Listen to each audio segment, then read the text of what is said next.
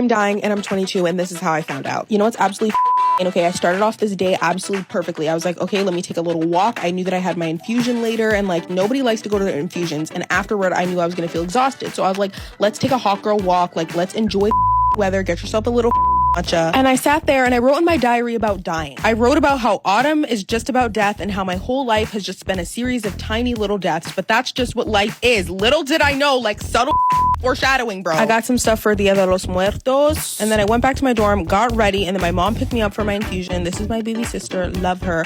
And my mom was actually early to pick me up, so I actually went to Trader Joe's and picked up a bunch of stuff. I actually had the flowers for Dia de los Muertos, which I was really excited about because I pretty much never see these and I wasn't able to get them last year. So if you guys aren't new here, then you know that I always bring lidocaine spray when I go to my infusions, and I sprayed my elbow or like where they inject me. I was telling the nurses how excited I was that this medication was finally working because it's basically the first medication that's ever worked for me. And I've been diagnosed for a while. Within a minute of them plugging me in, I can feel it in my stomach, and the next thing you know, I can feel it in my chest. I feel like someone's stepping on my chest. I feel like I can't breathe. I feel something in my head, and I start coughing, and I just look over at them, and I'm like, so they rush over, they immediately unplug me and start administering me other meds because they're like, you're having an allergic reaction, and she just looks at me and she's like, you're never getting that med again. And I'm like, I know. Obviously, they paged my doctor at the same time. Blood results from previous blood work came back and it was looking really bad, and my doctor let me know what was going on. Very difficult for me to talk about that. Obviously, I'm still processing the news, so I went back to my dorm and pretty much just watched Love is Blind. For some insane reason, I also decided to do my bulletin boards because I was like, hey, like if I'm gonna die, I might as well do these now. I don't know, I was finding strange ways to cope. So my friend Trey came over with an emergency pizza. They also finally got to meet my cat, which was amazing because they'd never met my cat. Please enjoy the next clip of my cat.